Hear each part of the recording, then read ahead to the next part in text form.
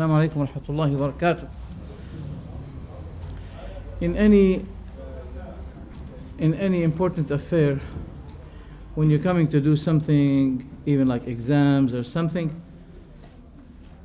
keep asking Allah's forgiveness. For you may not be helped and supported to do what you wish to do as a punishment for certain sins that you have committed. So always remember seeking Allah's forgiveness. And if someone can tell the brothers outside, stop fighting, because the way they speak is just like fighting. I'm sure, I don't know what, anyway. طيب. So we say Bismillah ar-Rahman ar-Rahim. Alhamdulillah Rabbil Alameen. Sallallahu sallam ala Muhammad. Jazakumullahu khairan, Sheikh Muhammad. Alhamdulillah wa sallallahu sallam ala Sayyidina Muhammadin wa ala alihi wa sahbihi ajma'een. Today we pursue our series of commentary for Tahawyah, but there are also some ta'silat that we have to shed the light on. Ta'silat means giving some important guidelines, bases and rules that are important. Tahawyah, we call it al-fiqh al-akbar. The subject of Tahawyah is described as al-fiqh al-akbar. What is al-fiqh al-akbar? Al-fiqh al-akbar means the major jurisprudence. The major jurisprudence. Why do we call it al-fiqh al-akbar? Because if the matters of halal and haram, ahkam, rulings of prayer, rulings of fasting or zakah, if those are called fiqh, so tawheed is more deserving to be called fiqh as well, because it is the major and the highest kind of understanding needed for us. So that's why Abu Hanifa rahimahullah had a booklet that he called it al-fiqh al-akbar, the higher or the greater fiqh, because the subject of that book was about aqeedah. Now, and as I said to you, that this ilm is ilm of honor, as scholars say. Sharaful ilmi bi sharafil ma'lum. The honor of the knowledge is related to the honor of the person. It's related to the honor of Allah. So this knowledge is honored because of the honor of Allah. Now, what is the whole subject about? It's about seeking the correctness in the matter of ibadah, because we were created for worshipping Allah. We were created for worshipping Allah. Period. That's the whole issue about this whole life and all what it contains, and all the creation of the heavens and the earth. الذي خلق الموت والحياة ليبلوكم أيكم أحسن عملا. خلق السماوات والأرض في 6 أيام وكان عرشه على الماء ليبلوكم أيكم أحسن عملا. He created the heavens and the earth, and his throne was over the water to test you. Who among you has the best deed? For that purpose. So, the matter of ibadah is important, isn't it? Are we allowed to worship someone other than Allah? Every Muslim, even those who are drawn in shirk, they will be saying to you, no, Allah should be worshipped alone. Okay? But we have to analyze what Allah said. Allah said, فَاعْبُدِ اللَّهَ مُخْلِصًا لَهُ الدِّينَ. Then worship Allah, making your deen, religion, faith sincere to Him. Right? In which surah is this? Az-Zumar. I think second or third ayah. But the next surah after it, which is what surah? No. Ghafir, I think so. Ghafir. In Surah Ghafir, Allah says, فَادْعُوا اللَّهَ مُخْلِصِينَ لَهُ الدِّينَ. You see, there's a resemblance between the two ayah. The ayah, alaykum salam. Hayyakum Allah. There is resemblance, similarity between فَعْبُدِ اللَّهَ مُخْلِصًا لَهُ الدِّينَ and فَعْبُدُوا اللَّهَ مُخْلِصِينَ لَهُ. Don't you realize that there is resemblance, similarity? Yes. So what is the exact translation of the first ayah? فَعْبُدِ اللَّهَ مُخْلِصًا لَهُ الدِّينَ. Worship Allah, making your deen sincere to Him. The next ayah. So what does it say? Worship, right? Listen to me carefully. It says, so worship Allah, making your religion sincere to Him. Worship Allah. The next ayah, call upon Allah, making your religion sincere to Him. As a result, invoking Allah is a matter of worship.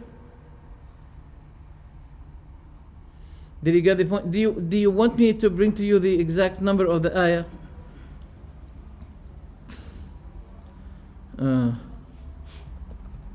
I'll give you the exact number of the ayah.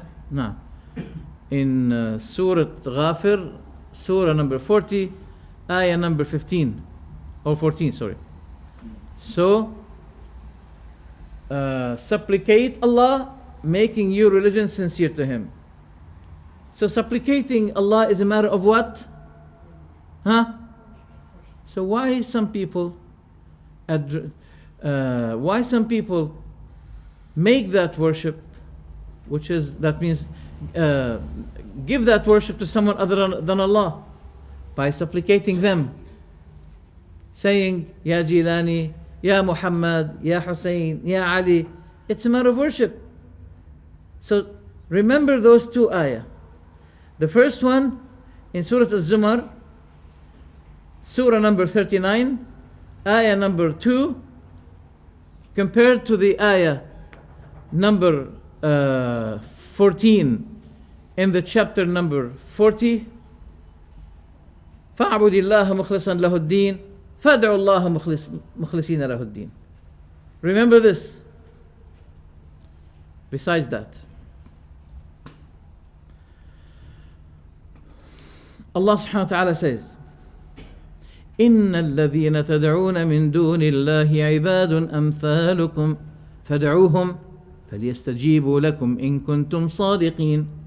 Those whom you invoke, supplicate, call apart from Allah.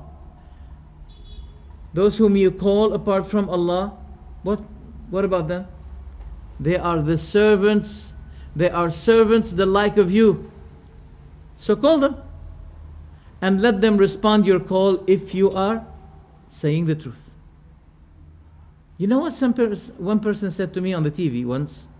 He called me on the TV and he said, at least Allah is saying, فَادْعُوهُمْ. So Allah is giving an order to call them. Oh my God. Wallahi, that's sickness. So you know what I said? No. La ilaha illallah. Look what Allah said, what Allah subhanahu wa ta'ala said.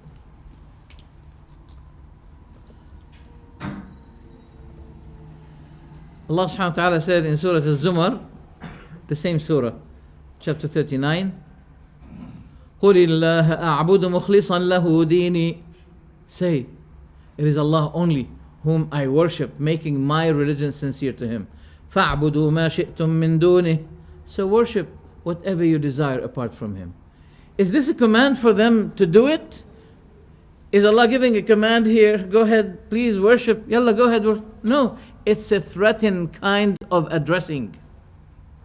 This is the Quranic approach. Yalla, go ahead. فبهت الذي رفض. So as a result, when we recite this ayah, إن الذين تدعون من دون الله عباد أمثالكم فادعوهم فليستجيبوا لكم إن كنتم صادقين. In which ayah? نعم. In Surah Al-A'raf, chapter number 7, ayah 194. طيب. So as a result, after reciting this ayah, understanding it, those whom you call apart from Allah are the servants, the like of you. So call them and let them answer your call if you're saying the truth. After this ayah, there is no one that should say, Allah allowed us to ask the Prophet, and Allah gave him the capability of giving us our need by Allah's command, by Allah's permission. Who told you? Allah is saying in this ayah, you're not permitted to call someone other than Allah. How come Allah allowed His Prophet to be having this capability of hearing people and give them what they want? How come? The other benefit is that المعبودون في الجاهلية كانوا بشرا. Those who used to be worshipped in Jahiliyyah, they used to be human beings.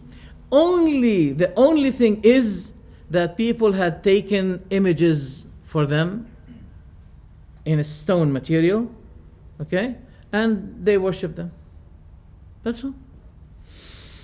That's why Al-Hafidh ibn Hajar rahimahullah said, وَقِصَّةُ الصَّالِحِينَ, and the issue, the dialogue, the topic of as-salihin, the righteous people, كانت مبتدأ عبادة قوم نوح لهذه الأصنام, was the beginning of the worship of the people of Nuh to those statues.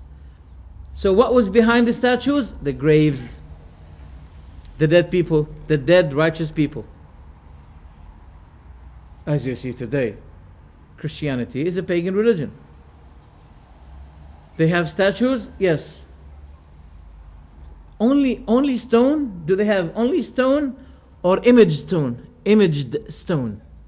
They have imaged stone.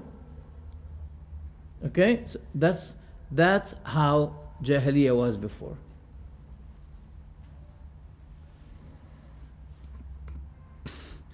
The other benefit is that shirk of Jahiliyyah before the Risalah of the Prophet Muhammad sallallahu alaihi wasallam was based on wasata, intermediary, taking people as mediators between them and Allah. That was the type of Jahiliyyah before. And their type of Jahiliyyah was the type of Shafa'ah as well. They say, oh, we worship them not but for the reason that they may make Shafa'ah for us with Allah. So if you see people trying to prove that you should be having a mediator between you and Allah, say to him goodbye. By the way, what is the sign? Just tell me, what are the signs of the people that you should not be taking knowledge from them? What do they look like? How do you tell that they're not on the right way?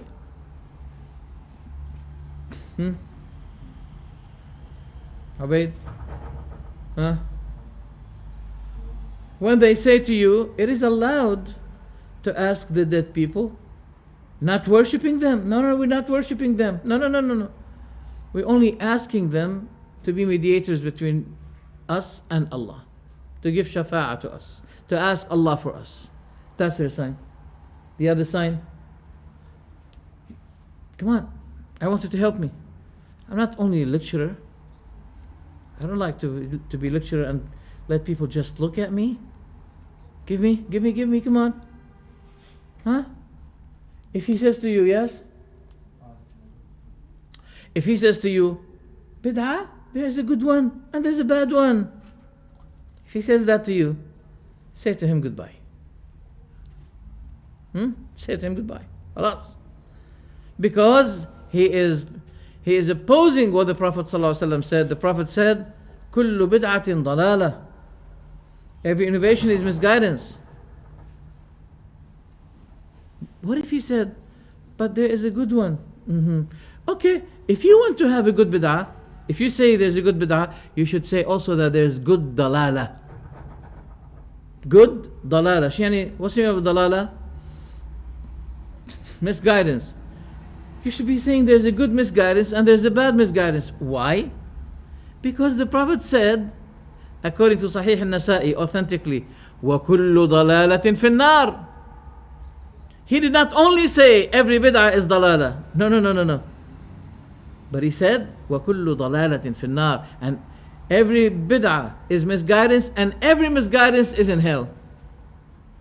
So if you say there's a good one, bid'ah, say also there's a good dalala. You have to. The text is one. Otherwise, you should refrain from this ancient argument. The Salaf al-Salih used to be examining the person's prayer. They used to be observing his prayer. If his prayer was based on the Sunnah, then they take knowledge from him. If not, then they don't take knowledge from him. No.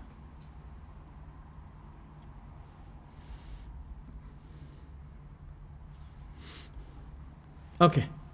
Today we're going to talk about something very important. I hope somebody is recording. Is anyone recording? Just for precaution. No one has iPhone or something?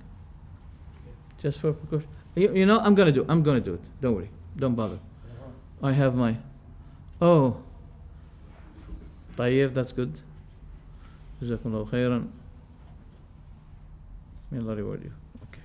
Just for precaution. You don't know, sometimes something stops, something doesn't record. So to be having one eye is better than having no eyes. So we use this for recording. Okay. Bismillah.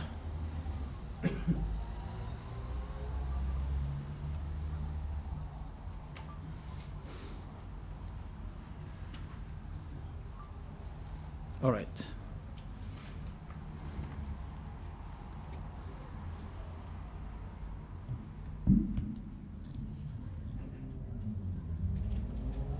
جيد.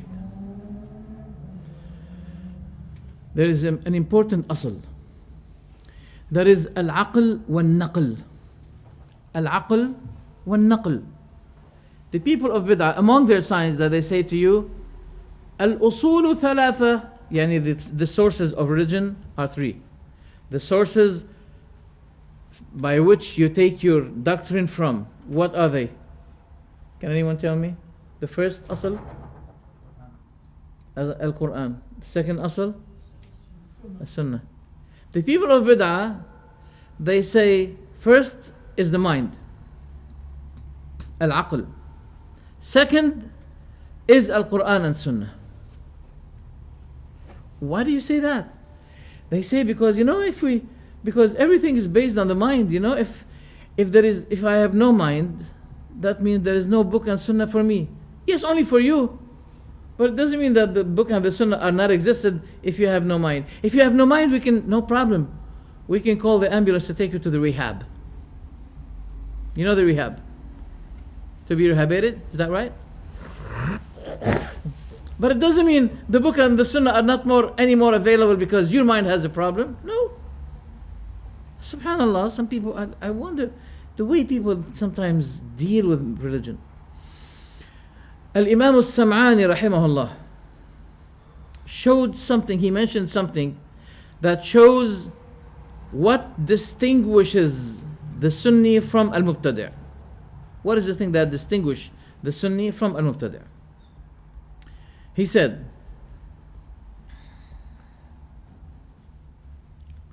فَصْلُ مَا بَيْنَنَا وَبَيْنَ الْمُبْتَدِعَةِ. The criterion between us and the people of bid'ah is the matter of aql. هو مسألة العقل. فَإِنَّهُمْ أَسَّسُوا دِينَهُمْ عَلَى الْمَعْقُولِ. They have based their religion by what? By logic, mind. وجعلوا الاتباع والمأثور تبعا للمعقول. And they made the following is based on the matter of the mind. وقال السمعاني was praised by Imam Hajar ibn Asqalani. He said he's a great Athari Sunni scholar. So he continued, وإنما علينا أن نقبل ما عقلناه إيمانا وتصديقا. But we should be accepting what we understood from the book and the Sunnah, إيمانا, by faith, and تصديقا, as a matter also of belief. وما لم نعقله, and what we did not understand by our minds, قبلناه تسليما واستسلاما. We accept it as a matter of submission. Very good. Okay. So those people, when they preceded the mind over the naql, look, al-aql means the mind, and naql means the evidences of the book and the sunnah. So I don't need to say mind, aql, I don't need to say, to explain it to English at other time. Aql means the mind, naql means book and sunnah. Okay, so I want you to go with me on that, inshallah. When they preceded al-aql over al-naql or before al-naql, they were using al-qiyas al-fasid. Al-qiyas al-fasid, the false kind of analogy. When the muqaddimah is fasid, al-natija will be fasid. When the beginning is false, the result will be false. إذا كانت المقدمة فاسدة سوف تكون نتيجة فاسدة. What is the falsehood of their result? It results that they refuse what Allah ordered and what His Prophet ﷺ ordered. Okay? For example, regarding the matter of sifat, attributes of Allah, they say, wow, that shouldn't be attributed to Allah. Or they say, we give it a meaning. They start to change its meanings. We're coming to this, inshallah. Now, العقل من النقل كالعين من الضوء. I'm going to explain that. وكالخادم من سيده. وكالخادم من سيده. What's the meaning of that? Al-aql, what's the meaning of aql? The mind. Min al-naql. Al-aql related to al-naql is just like the eye related to the light. Is the light important? Yes. Is the eye important? Yes or no? Yes. Was the light made for the eye or not? Like this light, for example. Was it made for the eye? Yes. So which one is important now? You may say the eye is more important than the light. For example, to see. Okay, we're going to turn the light off. Can the eye play its role? No. No more mission for the eye.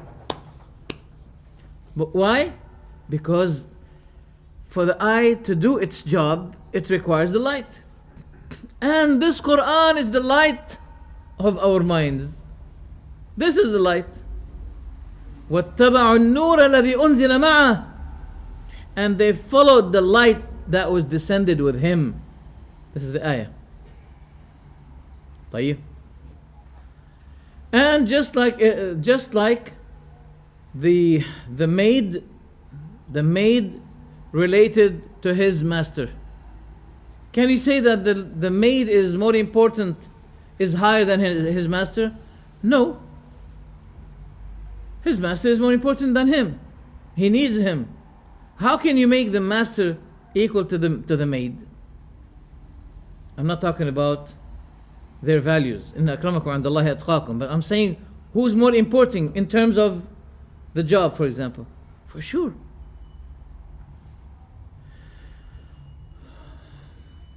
as the eyes vary.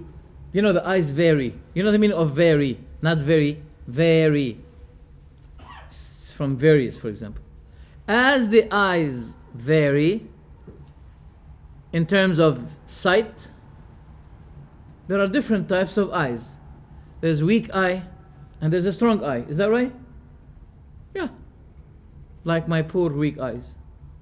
I need always, I don't know, half degree or quarter degree, I don't know. So the eyes vary. There's a strong eye and there's a weak eye. Also, there are strong minds and weak minds as well.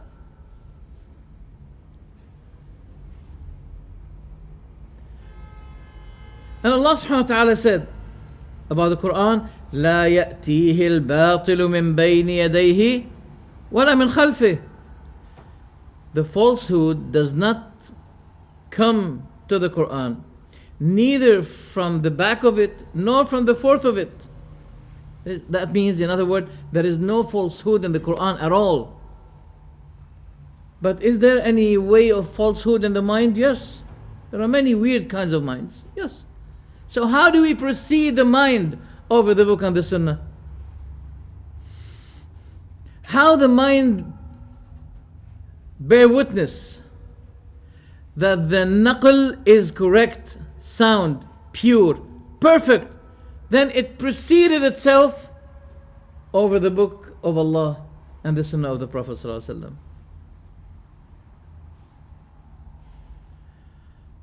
And as I said, the minds vary, they're different.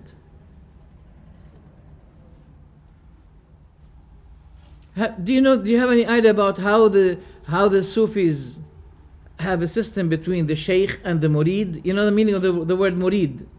Student. Huh? The student and the Sheikh.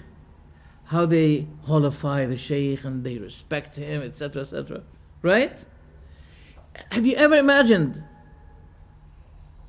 a student who says, my mind is preceded than the mind of my Sheikh? He doesn't dare to say it. No, my Sheikh is greater. His mind is greater than mine. He's my Sheikh. I'm student. I should not precede my mind over his mind. He's my Sheikh. Oh yeah? What about the book and the sunnah of the creator of the Sheikh? How dare you preceded your mind over the book of Allah and the sunnah of his Prophet sallallahu alaihi wasallam? No. I was reciting one important ayah regarding this issue. There's a surah, we should be calling it, we can call it, the surah of adab, the surah of ethics. From the beginning of it till the end of it, the whole subject of it is about adab, ethics, morality. What is that surah?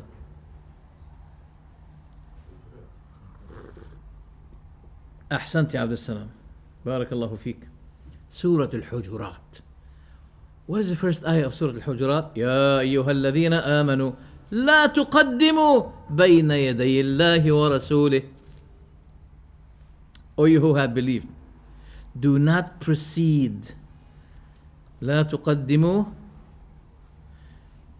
Surah Al-Hujurat, surah is 49, the first ayah. Do not proceed before Allah and His Messenger. What does it mean? By any opinion. Do not precede your opinions, your perspective over or before the perspective of Allah and His Messenger. So when we recite this ayah, that makes it very clear that the mind should not be preceded before the book and the sunnah. So those who say that the sources of our doctrine, the source by which we take our doctrine from is the mind, the book, the sunnah, they're making it wrong. May Allah forgive them and may Allah guide them. It's wrong. The other evidence is, my mind differs than your mind. If my mind and your mind contradicted, where do we go? What do we do? If we preceded the mind over the book and the sunnah, and my mind disagree with your mind, what's going to happen to the religion? If the religion is based on our minds, that means no more religion, goodbye. But Allah ordered those whom He created their minds, He ordered them this, the following. فَإِن تَنَازَعْتُمْ فِي شَيْءٍ, if you ever disagree on a matter or anything, فَرُدُّوهُ إِلَى اللَّهِ وَالرَّسُولِ. He didn't say فَرُدُّوهُ إِلَى الْعَقْلِ. He didn't say then return it to your mind. He said, no. He said, return it to the book and the sunnah. إِن كُنتُمْ تُؤْمِنُونَ بِاللَّهِ وَالْيَوْمِ الْآخِرِ. How do you do that? If you believe in Allah and the last day. Subhanallah. What is the relevance between this issue and believing in Allah and the last day? Because Allah is giving condition. If you believe in Allah and the last day, there's a great relevance between them. If you believe in Allah and the last day, then you should be seeking primarily the Allah and His Messenger before your mind, before your perspective. Then what did He say? What is the end of the ayah? ذَلِكَ خَيْرٌ وَأَحْسَنُ تَأْوِيلًا. This is better and for the best consequence. The best result will be the best result will be when you seek the judgment in anything you disagree with one another about, you return it to the book and the sunnah. That will give the best results. Sometimes, Allah subhanahu wa ta'ala said it. وَعَسَىٰ أَن تَكْرَهُوا شَيْئًا وَهُوَ خَيْرٌ لَكُمْ وَعَسَىٰ أَن تُحِبُّوا شَيْئًا وَهُوَ شَرٌ لَكُمْ وَاللَّهُ يَعْلَمُ وَأَنْتُمْ لَا تَعْلَمُونَ. You may hate something while it's good for you. It's better for you. And you may like something while it's bad for you. And Allah knows, but you do not know. So how can we precede our minds over the book and the sunnah? The minds may hate something while it's good for us. Or it may like something while it's bad for us. The ayah is so clear. Now, does the mind have knowledge about the spirit? ويسألونك عن الروح قل الروح من أمري ربي وما أوتيت من العلم إلا قليلا. They're asking you concerning the spirit. Tell them, the spirit is of my Allah's affairs. And you have not been given a knowledge but a bit, a little. So if the mind is unaware about the fact, about the spirit which is the closest to the mind, it's in the system, the same system. So how come the mind interferes to give its perspective before the book and the sunnah?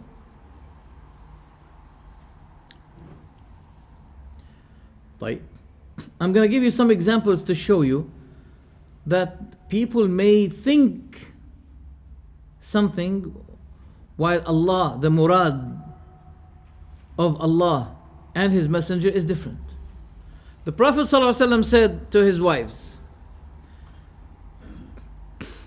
أسرعكن لحوقا بي أطولكن يدا.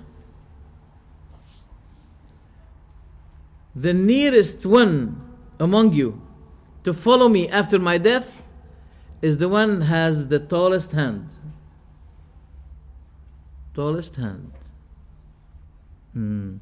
What did you understand? I want someone to explain to me what did it mean.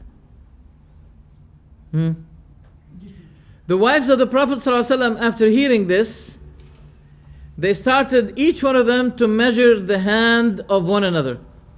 Which one is longer? This is what they understand from the first time. But after the Prophet died, the first one among his wives that died was Zainab radiallahu anha. Why the Prophet said that she has the longest hand? Zainab was known significantly between all the wives of the Prophet that she is the most one in terms of giving, donating, giving. She was the most generous one. No. One important thing also, that the sound mind will never be conflicting with the authentic naql. The sound aql will never be contradicting with the sound naql, the authentic naql.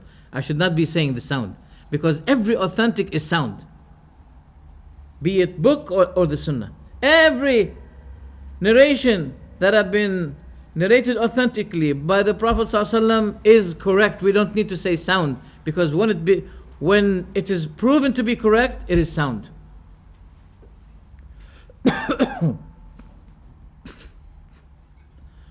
Now,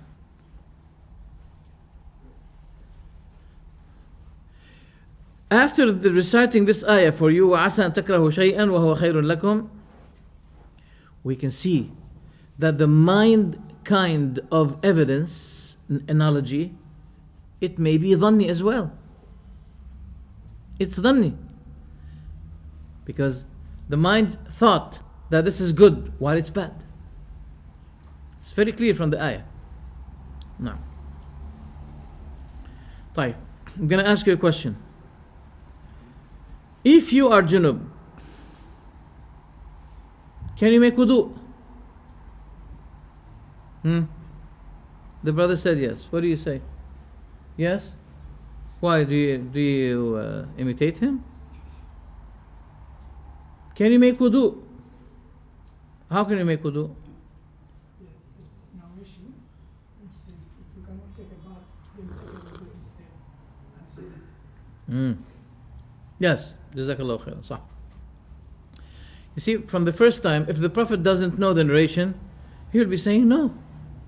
But since he has awareness about this narration, the Prophet ﷺ said, or he used to also do the following. Whenever he becomes lazy from taking ghusl from the janaba, he just take wudu. If he is more lazy, he can't for circumstances or whatever, he used to be touching the wall, making tayammum and sleeping. What does the mind say about that? No, how can this be? How can you be having wudu, considered wudu, while you have janaba? That's why scholars say that a lot of al-manqul ta'ti ala khilaf al-ma'qul. Many of the evidences from book and sunnah, it may come against what the mind sometimes think. Right? The mind says, the one who used to be supporting the Prophet ﷺ, he is more deserving to be guided to Islam. And the one who used to be spending his whole life fighting the Prophet ﷺ, he is more deserving to be misguided. Is that correct? Yes? Yes or no? Basically, yeah. Primarily, yes. But we have some evidences that prove the opposite. Abu Sufyan was an extreme leader, extreme enemy, and the worst kind of leader of fights against Islam. And Allah guided him. He said, حتى أدخل الله الإسلام في قلبي. I kept thinking, certainly, that the religion of Muhammad is becoming greater and greater and greater until Allah penetrated Islam into my heart. That's who? Abu Sufyan. What about Abu Talib? Abu Talib was the greatest defender of the Prophet ﷺ. But when the Prophet invited him to say La ilaha illallah, he said, I can say it, but I only say it to please you. I only say it to please you. Then Abu Jahl was standing while Abu Talib was on the last breath. أَتَرْغَبُ عَنْ مِلَّةِ أَبِي عَبْدِ الْمُطَّلِبِ. Are you going to give up the way of Abdul Muttalib, the religion of Abdul Muttalib? He was looking at him like this. And he said to the Prophet ﷺ, you know, even at the moment of his death, he's caring about what's going to happen to him by his tribe after he dies. Subhanallah. So he said, finally, the last thing he said, أنا على ملة عبد المطلب, and he died. So sometimes the facts come in the contrary of what people has or conclude. For example, also, Allah subhanahu wa ta'ala said, وَلَا تُلْقُوا بِأَيْدِيكُمْ إِلَىٰ التهلكة. Can anyone translate it to me into English, please? Do not, what? Throw yourself to perish. Is that correct? Yes. What is that perish? Brothers, can anyone explain to me? Do not throw yourself, subject yourself to perish. What is the understand? What did you understand from this ayah? Brother? You? No, you. Destruction. Destruction. Yeah, what is the destruction?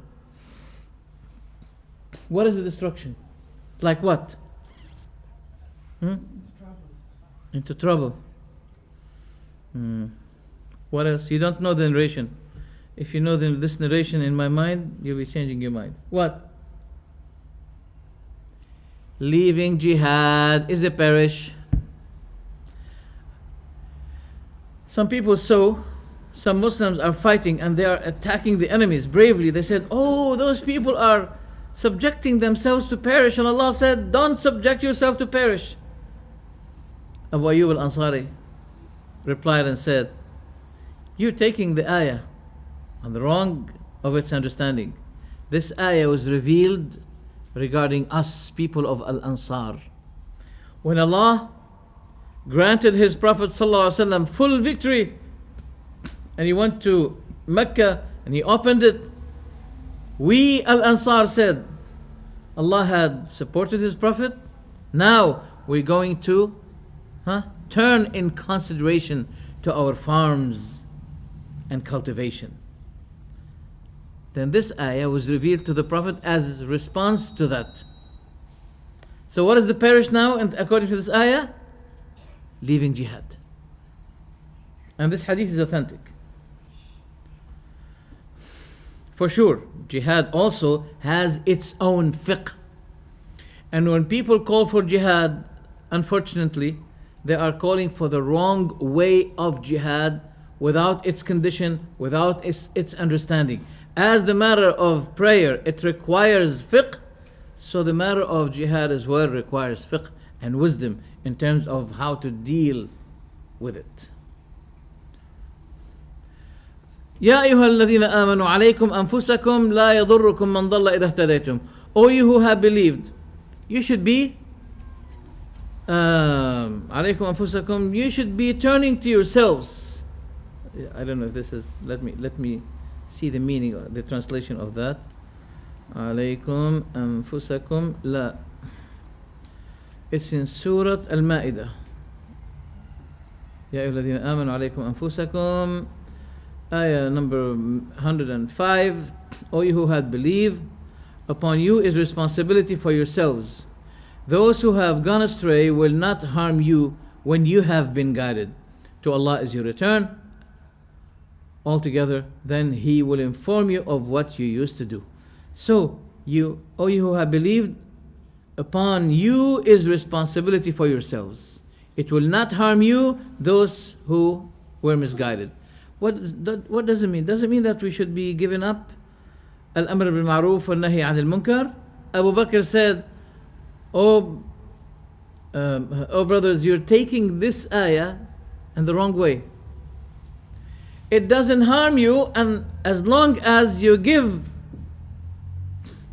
amr bil ma'ruf wa nahi anil munkar, it will not harm you. But it doesn't mean you should not be giving amr bil ma'ruf wa nahi anil munkar. You know the meaning of amr bil ma'ruf wa nahi anil munkar: enjoining what is good, forbidding what is wrong. This is the meaning, this is the right meaning of the ayah. So sometimes people, I want to show you that the minds are not enough in terms of, it doesn't deserve to be preceded before the book and the sunnah. No.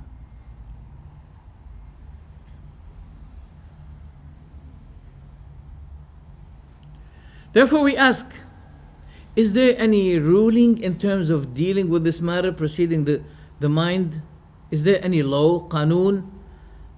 So people should be knowing when they precede the Quran and the Sunnah, and when they precede their minds, there's nothing.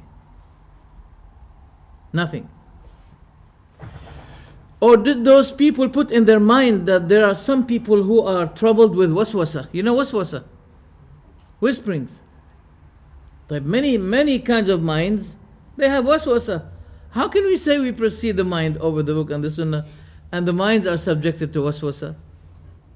Bye. Another example.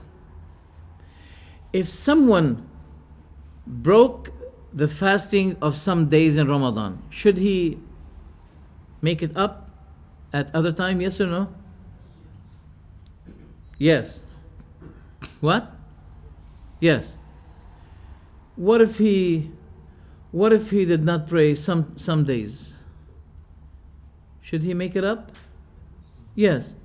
What if she? Depends. A woman came to Aisha radiallahu anha and asked her, what is the matter with women? They make up days of fasting if they miss some days, while they do not make up the days if they have the menses. Why don't they make up the prayer when they have the menses? So Aisha said to this woman, are you Haruriya? Are you Khawarij? She said, no, but I'm asking. As if she's saying, the mind tells me that since I have to make up the broken fasted days in Ramadan because of my menses, why don't I make up the days also that I broke my prayer?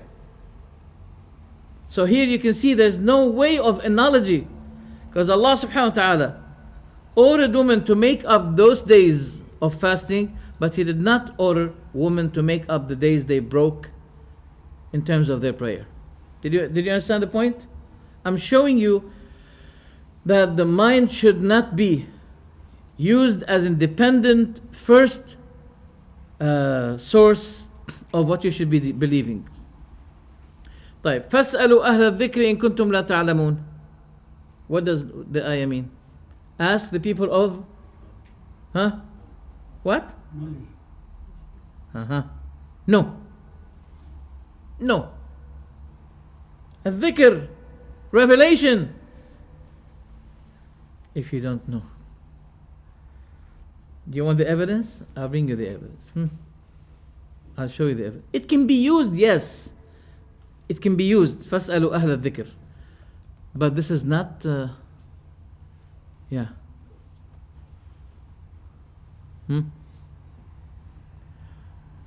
Wait.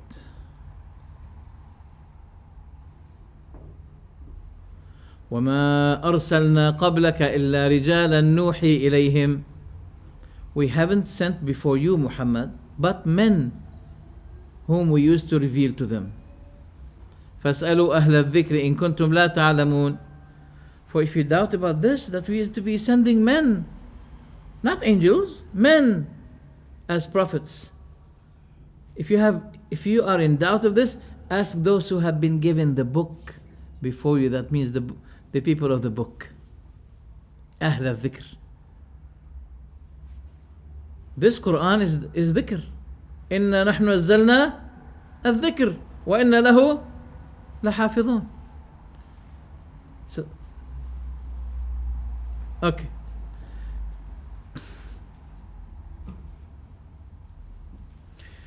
What do you think about a prophet? Can he imagine something unreal? Yes or no?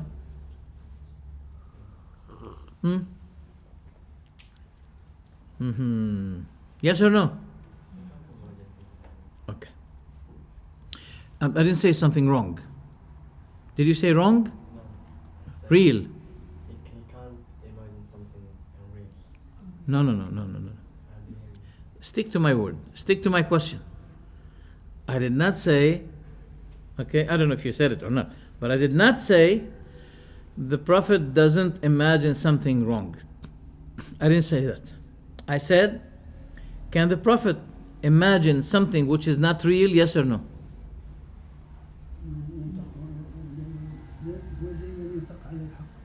ما اختلفنا. Yes, yes. Because What? you can imagine something real because the mind. The Musa alayhi salam, when he saw the stick, okay, as if it's a moving snake, he ran away from it. So was it real stick? The stick that he threw, yes. But the stick that the magicians threw, which he saw it as snakes, because Allah said, فَأَوْجَسَ فِي نَفْسِهِ خِيفَةً مُوسَى. Musa was terrified when he saw these sticks of the magicians turn to what? It did not turn to snakes. It looked like snakes. So can the Prophet imagine something which is not real? Yes.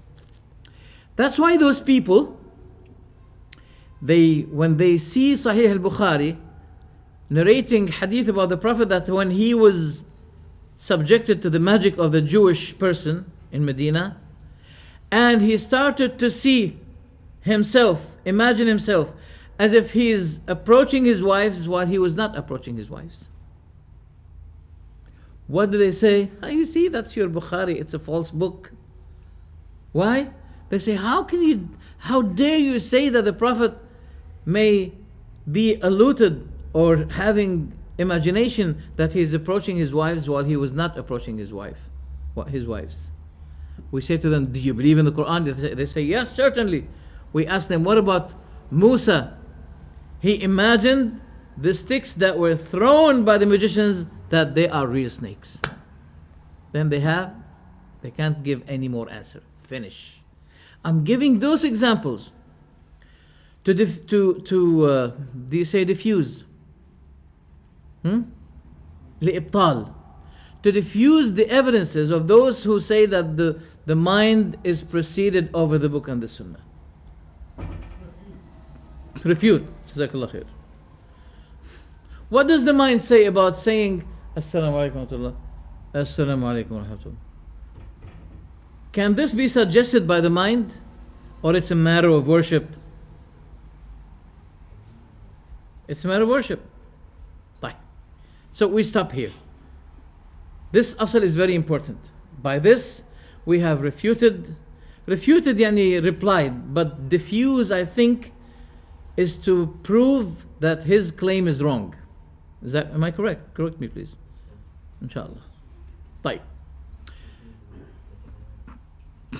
Diffuse. إبطال. I think you understand my. Let me. Okay. Yeah.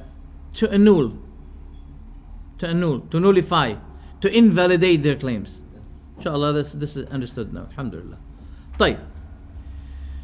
The other asl today that we have to dedicate ourselves to is this. إذا ثبت الخبر. Who can continue it? انقطع النظر. إذا ثبت الخبر انقطع النظر. What does it mean? If the narration, if the source, if the matter is proven by book and sunnah, then your suggestion, your mind suggestion should not be given any consideration. Your analogy is annulled, invalidated. If someone said that this is the judgment of Allah, this is the evidence from the Quran regarding this matter, you should not be using your mind and saying, but what about? That's why someone came to Ibn Umar and said to him, what about? What's the meaning of what about? In Arabic, أرأيت. Do you see? So Ibn Umar said to him, اجعل أرأيت في اليمن إنما هي السنن. Throw أرأيت in Yemen. It's a matter of sunan. It's not a matter of analogy. I like that. And we say also لا قياس مع النص. لا قياس مع النص. There is no comparison of analogy when the text from book and sunnah is presented. Now, for example, why it is prohibited on men to use a golden ring, but it's not prohibited on women? What does the mind say about that?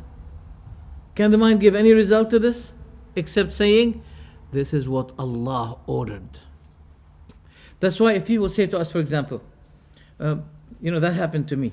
A woman said to me, a British woman, why women should be covering their head while men should not be covering their head? Can anyone give an answer to that? What's the matter with you?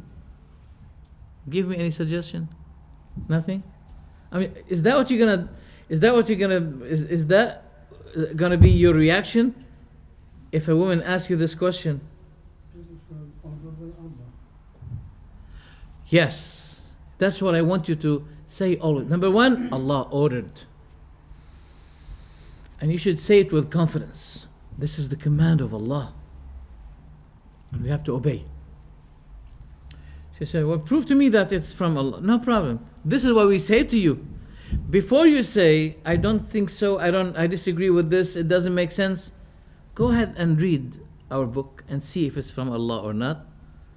Then, after you become certain that this is from Allah, you should not be interfering your suggestions or disagreement against that. It's from Allah, from your Creator. You can't tell me that He created your mind, which became more sound that Allah subhanahu wa ta'ala's judgment. It can't be. Like, I was given it in a joking way. Sorry, I may go far beyond my lecture. So I said to her, if I do this, will I be attracting you? She said no. I said, well, if I see a woman doing this, she'll be shaking my heart. She was laughing like you and she accepted it. Finished. Yeah. The third ruling, the first ta'sil, yani fundamental, the third fundamental or base, al-haqiqatu wal-majaz. I have to mention something quickly about it, briefly, quickly. Metaphor and what? Haqiqa. Haqiqa means what in English? Huh? Fact. Literal. And majaz, metaphor. Metaphor is the last resort of those who have no more evidence to prove for you. Those who are broken, they have no more evidence. Then they have to use the metaphoric approach. They say to you, this is metaphoric, this is literal. This is metaphoric, this is literal. Is there any law, definition that define to me when am I allowed to use metaphor and when am I allowed to use the fact? Literal. To use the text literally and to use the text metaphorically. What is the definition? Where's the law? There is no law. That's why we never deal with the matter of metaphor. Never ever. So what is the alternative? You may ask this question. That the context itself, it's the judge. The context itself is the judge. For example, let me give you an example. Khalaqa. I'm going to the highest evidence now. Khalaqa. When you find the word khalaqa in the Quran, what does it mean? Huh? Creating? Huh? Create. Khalaqa means create. Is that right? No. Not always. Naam? No.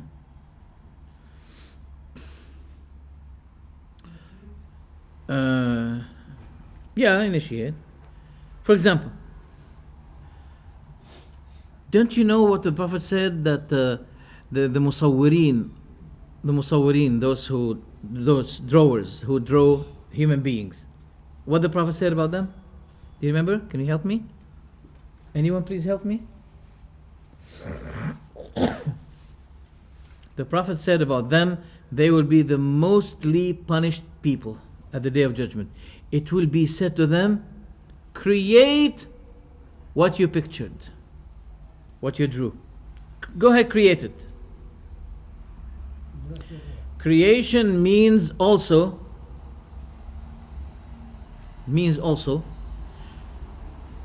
الترتيب والتهيئة, to bring something and make a combination of something. This is also khalq. What's the evidence? أني أخلق لك, this is what Isa is saying according to the Quran. أني أخلق لكم من الطين كهيئة الطير. I draw to you from the clay just like the structure of the bird. Then it will become bird itself. So tell me about أخلق لكم. Does it mean creating from nothing in this ayah? No. And this is a good answer, because some people may say to you, what about Jesus? He's mentioned in your Quran that he can create.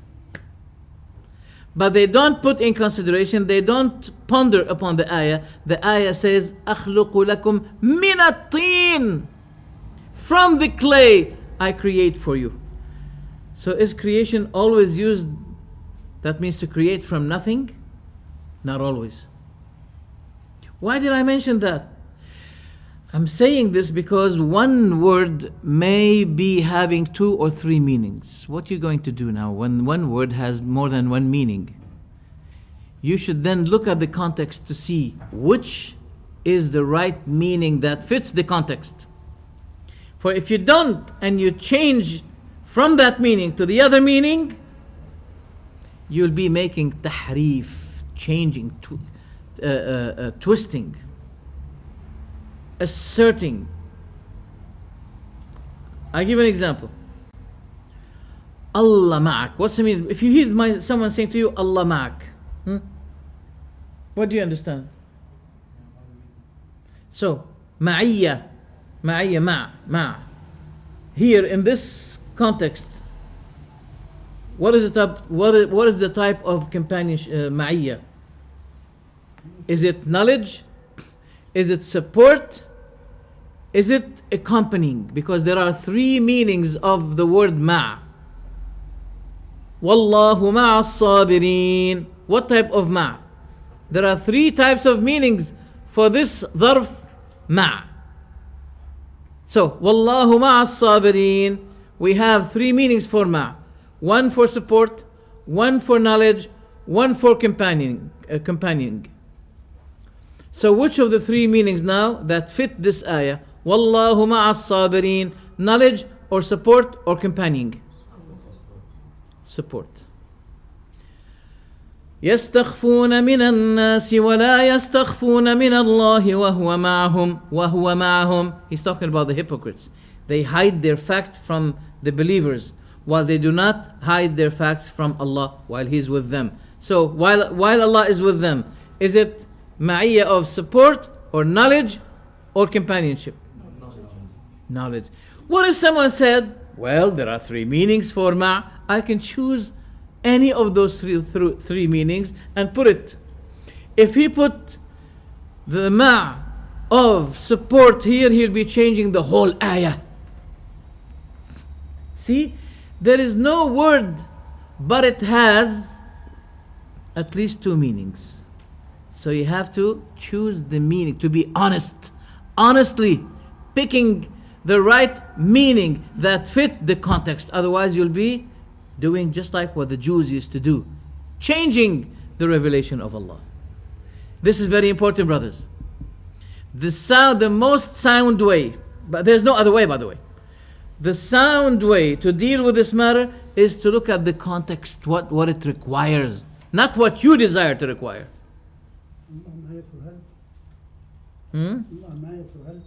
نعم. نعم. نقول الله معك. أنت أمك تقول لك الله معك يا ابني. It means she's يعني naturally she's talking about support. But when you say to someone who sin, كيف فعلت كذا والله معك, that means how do you do this while you know that Allah with you? It's talking about knowledge. طيب. إذ يقول لصاحبه لا تحزن إن الله معنا. What type of ma' here? Support, knowledge, companionship? Support. No, not knowledge. Support. Why? What's the evidence? إلا تنصروه فقد نصره الله. If you do not support him, Allah has supported him. So the context is about what? When you look at the context will be telling you what is the right meaning that you should be choosing for the one word. That's why when we debate with Christians, they say, this is metaphoric, this is metaphoric. That means you can't catch them. You can't catch them. They become just like the mercury. You know the mercury? Some people become just like mercury. You can't catch them. Why? This is metaphoric, this is metaphoric. So I said to them, why don't you take the sonship of Jesus to Allah also metaphoric? They say, no, that's something else. So they'll be contradicting themselves. Why? Because the matter of what is metaphoric, what is literal, it's a matter of what? It's a matter that has no law, no definition. While the context, it has a definition. You have to look at the context to see what is the fitting meaning among the two meanings for this context. It's a judge itself. It's a law itself. I hope this is clear, inshallah. Now, also, nevertheless, we have to mention something very important as well, that the phrase itself, the word or the phrase may be one word that has one meaning, but when another word added to it, it will give different meaning. For example, didn't Allah say about this Quran, لا يأتيه الباطل. Do you remember the ayah? Can you continue?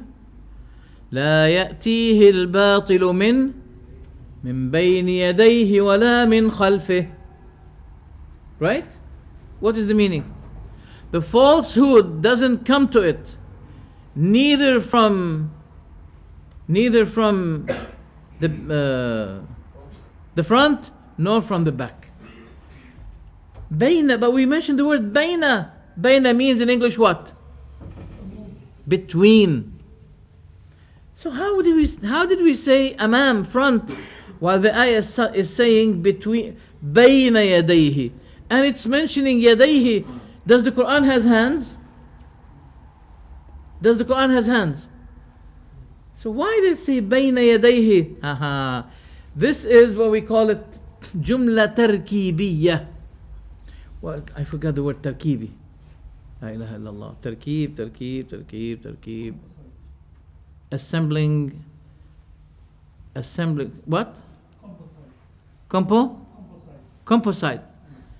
It may be composed of two words. Two words, when they get together, they will give different meaning than the one word. Because bayna means between, yaday means two hands. When you put the two words together, bayna, between, and yadayn, it will give one necessary meaning, no other meaning, one meaning only, and that is front. وما نتنزل إلا بأمر ربك له ما بين أيدينا وما خلفنا وما بين ذلك. And what is, look, subhanallah. ما بين أيدينا وما خلفنا وما بين ذلك. Yani, he knows what is before us and what is behind us and what is between the two, front and back. So the word bayna is mentioned twice. When it came with yaday, it gives one necessary meaning. That means the front. If the word bayna was separated from yaday, it means between. I'm just giving you an example because these issues are very important that cause many people to fall in fitna. So please be patient for these explanations. The last issue is that most of the tahrif of the Jews was based on what? Do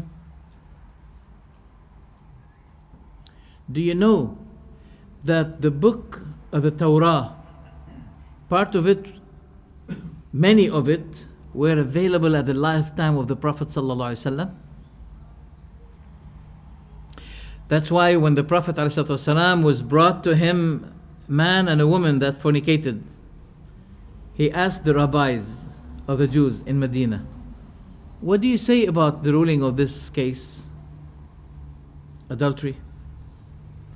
They said, you know, we put them over the camel or the donkey almost naked in order to humiliate them, and we hid them. He said, is that what the Torah say? They said, yes. He said, فَأْتُوا بِالتَّوْرَاةِ فَاتْلُوهَا إِن كُنْتُمْ صَادِقِينَ. Bring the Torah and recite it if you're telling the truth. Then they started to read to him. They were professionals. Jews are professionals. They're not only Marks and Spencer, but they also... So one of them, he put his finger on the place that they don't want anyone to see it. But Abdullah bin Salam radiallahu anhu was a previous rabbi. So he said to the Prophet, "O Prophet, tell this guy to move away his hand, his finger, from the word kill." From the word kill. So that rabbi was ordered to move his finger away, so they saw the ruling of the committers of adultery, that they should be sentenced to death. The Prophet ordered the Jewish man and the Jewish woman to be sentenced to death. So the Jewish man seems to be loving that woman. He came before her and he was defending her, tried to protect her from the stonings. So he got killed, and then the woman got killed. Look at the ayah in Surah Al-Baqarah, ayah number 70. أَفَتَطْمَعُونَ أَن يُؤْمِنُوا لَكُمْ وَقَدْ كَانَ فَرِيقٌ مِّنْهُمْ يَسْمَعُونَ كَلَامَ اللَّهِ ثُمَّ يُحَرِّفُونَهُ مِنْ بَعْدِ مَا عَقَلُوهُ وَهُمْ يَعْلَمُونَ. By the way, I wanted to tell you that the Torah and the Injil were abrogated. I had a debate with Jehovah's Witnesses here in this market. And he said to me, if you say that our book was changed, couldn't Allah preserve his book? And he said to me, this is my best argument, my best evidence. So I said to him, no, my dear, this is not the case. The case is that your two books are abrogated. He said, what? Abrogated? I said, yes, abrogated. Look, you have abrogated the Old Testament. You call it old. That means it's abrogated. If you allow yourself to abrogate, why don't you allow us to say your books also are, your New Testament and Old Testament are both abrogated? Look, you have to let us do to you what you did to the book of Allah. No more argument. Finish. So we believe that the Torah and the Injil were abrogated. That's why Ibn Abbas radiallahu anhu in Sahih al-Bukhari, he said, يحرفون كلام الله, it doesn't mean they remove it from the book of, no one can remove the book of Allah. No one can remove the verses of Allah. But they make tahrif by twisting its meaning. Ibn Hajar al-Asqalani commented on that in Fath al-Bari, saying that this is the most of the attitude of the Jews in terms of their tahrif. Unfortunately, today there are people who are doing the same thing of the Jews. If we say to them, Allah is in the heaven, fi sama, fil ulu. I don't want to say, sorry, not in the heaven, in the height. If we say to them, Allah is in the height, they say, yes, He is in the height in His honor. Oh. So when Allah said to Isa, I'm taking up unto myself, that means I'm making you similar I'm making you equal to my honor. What? And if our Prophet told us that Allah will be descending at the last part of the night, that means his honor is falling down? What are you talking about? Subhanallah. Stawa ala al-arsh. They hate that ayah. ثم استوى على العرش. They say استوى means استولى. What's the meaning of استولى in English? Huh? Conquered, controlled, recontrolled. I'll check there. I think invaded. Is it invaded? استولى. Let me see. Seized, captured, take over. Yeah. He seized. Stawla. So he seized. Just like saying Israel seized Lebanon. So that means Lebanon, before Israel seized it, it was out of its what? Power. So when they say Allah istawla ala al-arsh, that means he recontrolled the arsh. That means, it implies that the arsh of Allah was out of his control. It was under control of someone. So Allah made istila, stawla ala al-arsh, he recaptured it. Then it became under his control. This is tahrif. They added letter lam to stawa. It become stawla. And they say this is Ahlus Sunnati wal Jama'ah. They say it very, the way they say it. Ahlus Sunnati wal Jama'ah. No, they're not. Because they are contaminated with the disease of ilm al-kalam. What ilm al-kalam? Theologic rhetoric.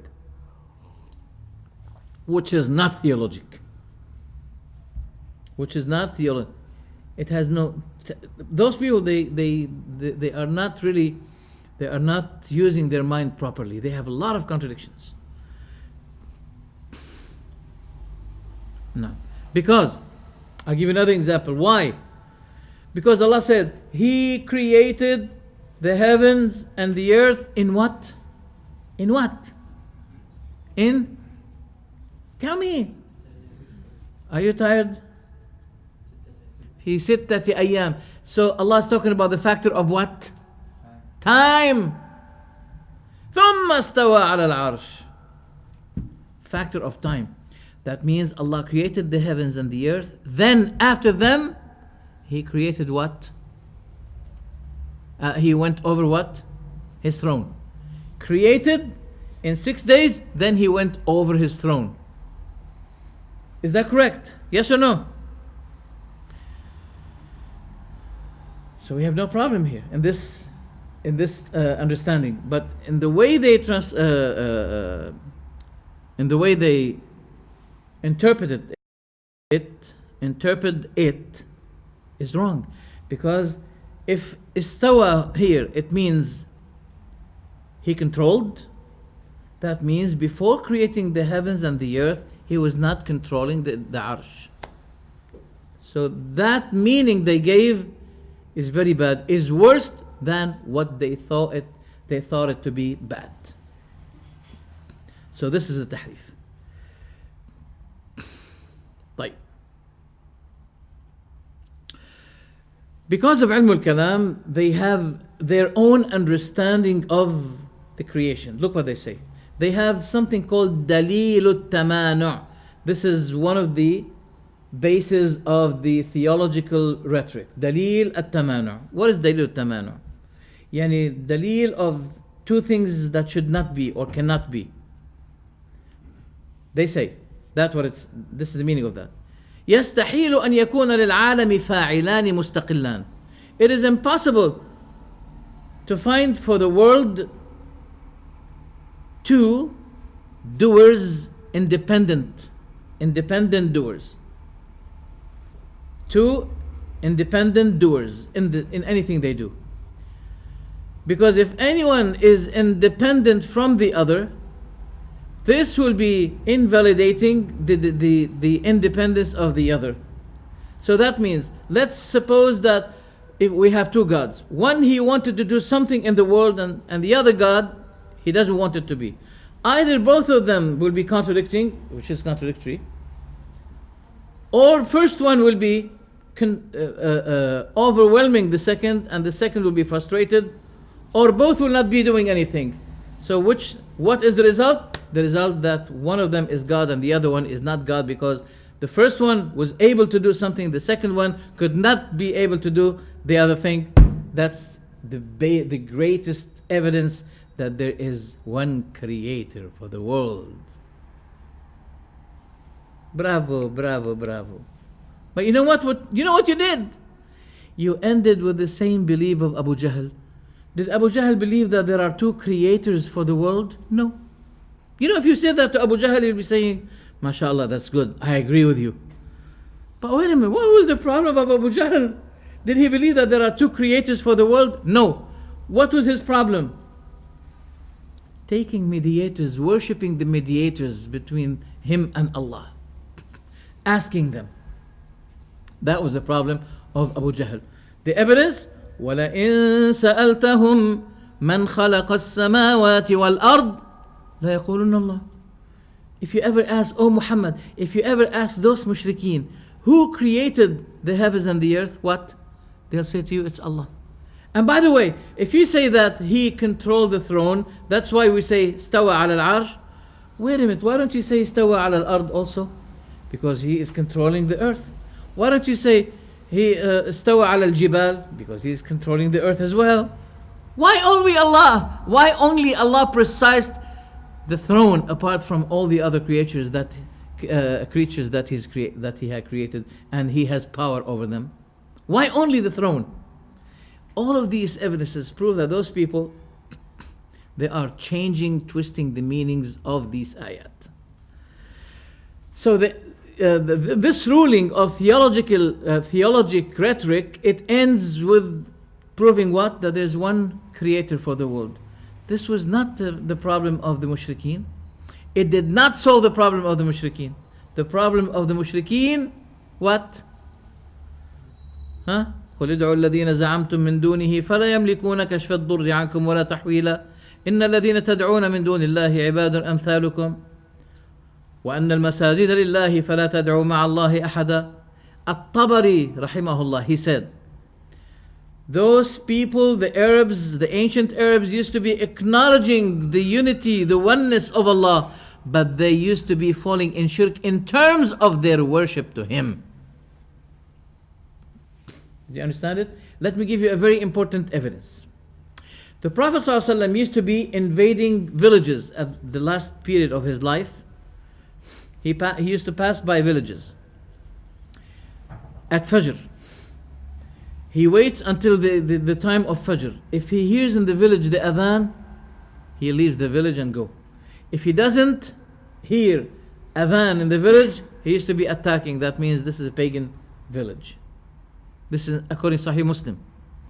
Once he was waiting in a certain village until the adhan of Fajr, and he heard the muadhin saying, Allahu Akbar, Allahu Akbar. The Prophet said, Ala al-fitra. He said, this is according to the natural disposition. This is something natural. Ala al-fitra. Then he said, Ashhadu an la ilaha illallah. Then the Prophet replied and said, Kharajta min an-nar. You went out of hell because of saying Ashhadu an la ilaha illallah. This is in Sahih Muslim. What does it mean? Why the Prophet did not say to him Kharajta min an-nar when he said Allahu Akbar? Because this is natural to believe that Allah is the greatest. It is set naturally in your natural disposition that Allah is the greatest. So he did not say to him, you're going to be out of hell because of what. No, he didn't say that. But when he said Ashhadu an la ilaha illallah, now the Prophet said Kharajta min an-nar. You are saved from hell because saying that. So the testimony of Tawheed, La ilaha illallah, is different than believing that there is one only creator. So what was the highest thing with those people of theologic rhetoric? is to prove that there is one creator for the world, not two creators. That was the belief of Abu Jahl and Abu Lahab. Yet, they're not saved from hell because of the shirk. The other thing is that they bring some attacks against Ibn Taymiyyah. They say Ibn Taymiyyah divided the Tawheed into three categories. Tawheed Rububiyyah, Tawheed Uluhiyyah, Tawheed Asma' wa Sifat. Where did he get that? Did the Prophet say the Tawheed is divided into three categories? Why he has to say that? No. This is, as Sheikh Fawzan, as I mentioned to you, rahimahullah, wa hafidhahullah, he said, bil istiqra, by the combination of evidences, we have made mukhtasar, we have summarized the issue, dividing the issues. Just like today we divided the ulum, the knowledge, into ilm al-hadith, ilm al-usul, right? Ilm al-tafsir, ilm al-mustalah. It is naive that some come and say, did the Prophet say that the knowledge is divided into ilm al-hadith, ilm al-usul, ilm al-aqidah? Did he mention? No. So where did he get that? It's from the combination of the book and the sunnah. We have divided them and summarized them to the people to make it easier for them to understand the knowledge in a very brief way. Okay? So that's what Ibn Taymiyyah did. And they say he's the first one who brought this bid'ah. No. Why don't you take it as a good bid'ah as well, since you take many other things as good bid'ah? Take this as good bid'ah as well. Yallah, go ahead. No, this is bad bid'ah. Right? But he's not the first one. The book itself, the Quran, differed between what? Tawheed al-Rububiyyah and Tawheed al-Uluhiyyah. Allah said to all mankind, Alastu bi rabbikum? Did they say yes or no? They all said yes. So that's why it will not be saving you believing that there is a creator for the world, one creator. Once I was in the Hyde Park and there was an Egyptian brother. He said to me, I kept struggling with an atheist. I said yes, until what? He said, until he acknowledged that the creator of the world is one, that is Allah. I said, really? He said, yes.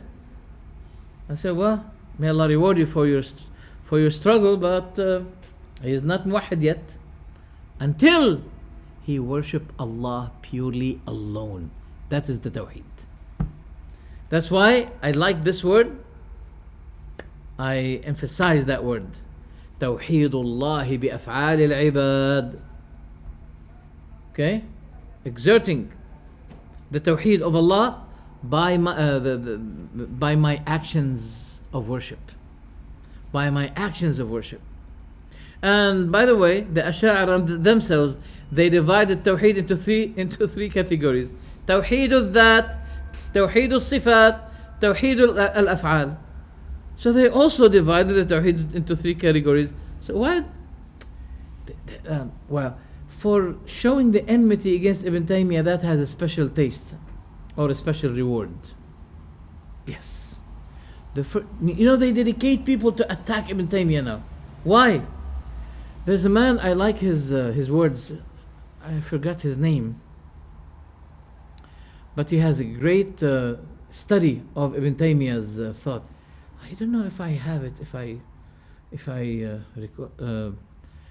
it's really a very important thing. I don't have maybe now the name. I'm going to bring you the name if you remind me, inshallah, next week.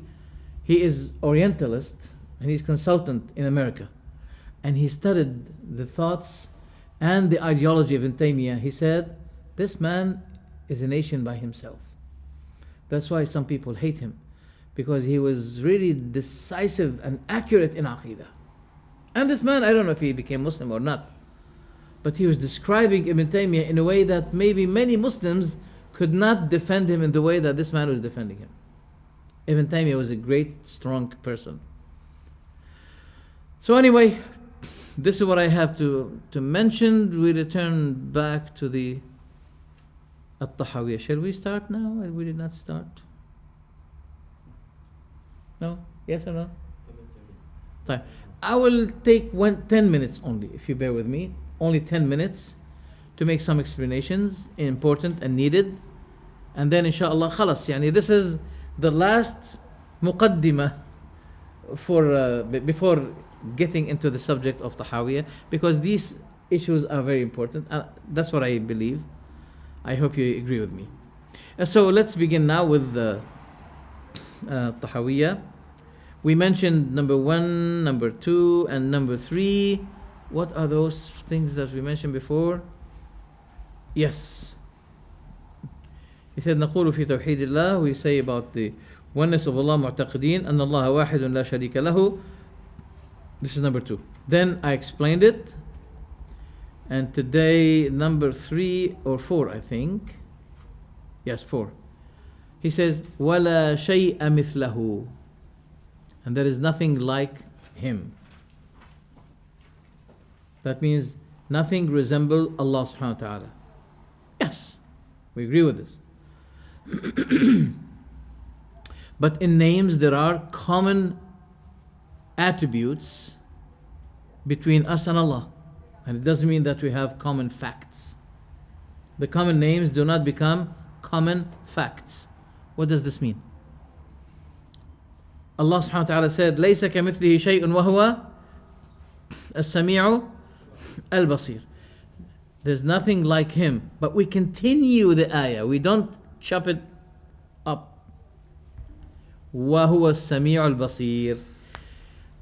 Ahl Sunnah, they use this ayah as a base, pillar for their belief.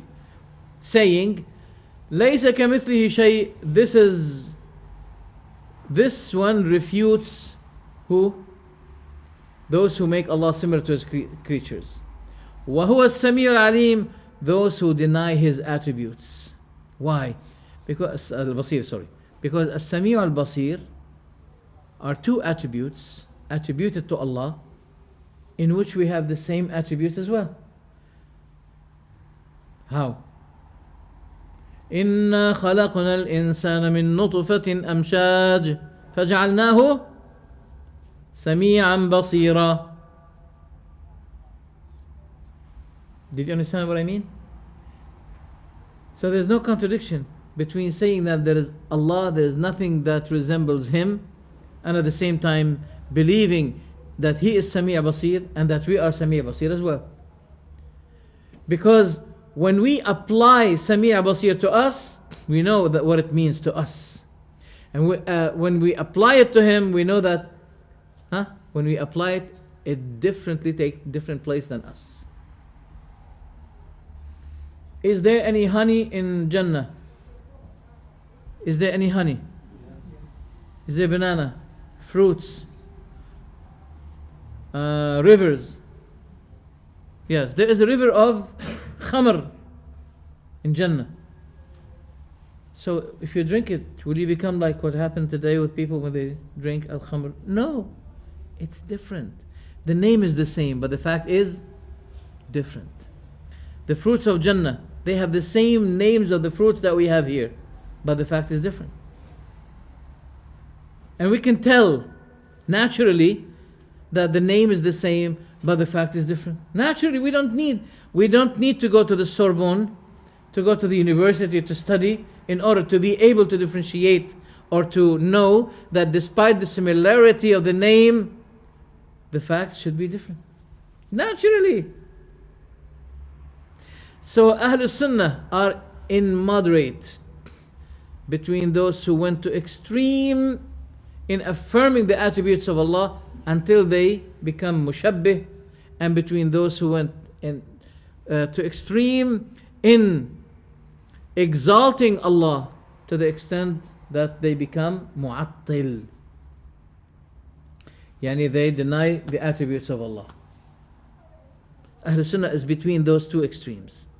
That's why Ahlul Sunnah said, Al-Mu'attilu ya'budu Adaman wal-Mushabbihu ya'budu Sanaman. Al-Mushabbih, the one who makes Allah similar to his creatures, is a matter of fact, he is a pagan worshipper, he's an idol worshipper. And the one who denies the attributes of Allah, he is worshipping nothing. You know why? Look what they say. Allah is not inside the world, okay? And He's not outside the world. What? Wait a minute, what? He is not inside, okay. How come I believe? How can the mind give solution to this fact? It can't. The mind will be blowing up. To believe that Allah is not inside the world, but not outside the world. So where is He? Stealth? Shabah? Mirage? Sarab? Can't be. That's why those who deny that Allah is over His throne, that Allah is not inside the world, we don't say that Allah is inside the world, with His knowledge. Allah is not over His throne, He's not in the height. Those who deny all of that, they are turning to become believers of nothingness. Adam. Number 5. وَلَا شَيْءَ يُعْجِزُهُ. There's nothing that can overwhelm Him. This is also affirming a comprehensive power to Allah. In contrary of what those Ash'aris or Mu'tazila, when they deny that Allah has hands, and they say, we say to them, what about Allah saying, Ya Iblis, ma mana'aka an tasjuda lima khalaqtu biyaday? What had stopped you from bowing down to the one I created by my 2 hands? They say the hand here means power. Oh, power. But Allah is saying that He has dual hand, 2 hands, dual. This is reference to what? Huh? Dual. Muthanna. So do you say that Allah has 2 powers? How come? Allah has one comprehensive power. You can't say Allah has 2 power, power A, power B. Just like saying the airplane has 2 engines. Engine 1, engine B. Engine A, engine... It can't be. What happens when they change the yad to power? They're making tahrif of the Jews. And by the way, when the Jews affirmed one hand to Allah, when they said, Yadullahi maghlula, then when Allah refuted them, He said, Bal yadahu mabsutatan. He affirmed for Himself 2 hands. They affirmed to Allah 1 hand. Then when Allah refuted them, He affirmed to Himself 2 hands. And that's what we believe, that Allah has 2 hands. If you go ahead and say that Allah has power, you're messing the whole the whole ayah. No, tahrif. وَلَا إِلَهَ غَيْرُهُ. There is no God other than Him. What's the meaning of ilah? Just give me one word translation for the word ilah in English. Deity. The one that is worshipped. Al-Ma'bud. Not only deity.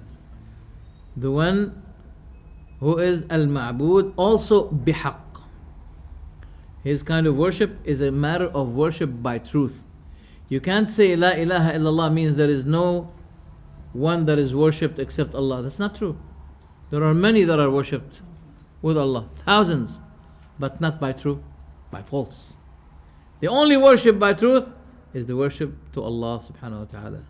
That's all. What if someone said, La ilaha illallah? Some people say, يعني ما في الكون إلا الله. They explain La ilaha illallah means there is nothing in the world except Allah.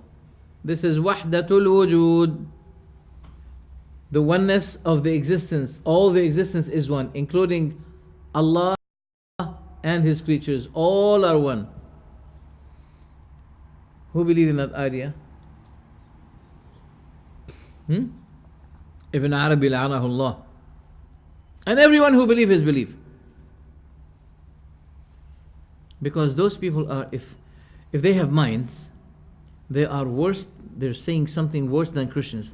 Christians said the 3 are one, but those people are saying all are one, which is worst. Now, that is why I was making a debate today, just 2 hours before I came here, but it was on Twitter. I was saying to someone, just say Allah fis sama as he said. And it took 1 hour with him. He was rambling, dodging. He couldn't say it. Come on, say it. Allah said it in the Quran. Amintum man fis sama. Say what Allah said about himself. No. But he brought to me this ayah. وَهُوَ الَّذِي فِي السَّمَاءِ إِلَهُ وَفِي الْأَرْضِ إِلَهُ. The ayah means, and He is Allah, that He is the one that is worshipped in heaven and worshipped on earth. Al-Ilah means the one who is worshipped. So this, he wants me to believe. Look, he's refuting me, saying, okay, Allah said in the Quran that He is in heaven and earth. Come on, go ahead and believe it. Allah did not say He is in heaven and earth. But he quoted to me this ayah. وَهُوَ الَّذِي فِي السَّمَاءِ إِلَهُ وَفِي الْأَرْضِ إِلَهُ. And He's the one that is God in the heaven and God in the earth. He's talking about being worshipped by the people of heaven. There are people in heaven and there are people on earth. And He is the one that is worshipped by the people of heaven and by the people of the earth. Look, see how they twist the meanings of the ayat. I said, despite you brought this ayah, you did not answer my question. Just say Allah is not in as-sama. Just say it. He ran away and he could not say it. Because if he said He is not, he knows that he'll be opposing apparently what Allah said in the Quran. أَأَمِنْتُم مَّن فِي أَمِنْتُم مَّن فِي السَّمَاءِ. He'll be opposing the ayah. And if he said yes, he'll be coming to us in our belief. So the best thing is to run away and bring an ayah, that may cause people to think that he brought an evidence while he did not bring evidence. Those people are dangerous. And those people had stumbled us from approaching Christians and other people in the world. Because of them, we can't give da'wah to those people because they always surrounding us. Yalla, come, argue with me. Argue. They are people of jadal. And the Prophet ﷺ said, مَا ضَلَّ قَوْمٌ بَعْدَ هُدًى كَانُوا عَلَيْهِ إِلَّا أُوتُوا الْجَدَلِ. There are no people that were diverted from guidance which they used to be having before, but they will be given jadal, argument. They will be arguing with you. My style now, my strategy regarding those people, I may give them some of my time and I say to them, sorry, there are people who are looking for the truth. I cannot waste my time with someone who is not able, or he is refusing the truth. I can't give you most of my time. Most of my time is supposed to be given to those who are seeking the truth. If I do it the opposite, that's not wise of me. If I give most of my time for those who refuse the truth, that's not wisdom. You have to use, and this is exactly the fulfillment of Abasa wa Tawalla.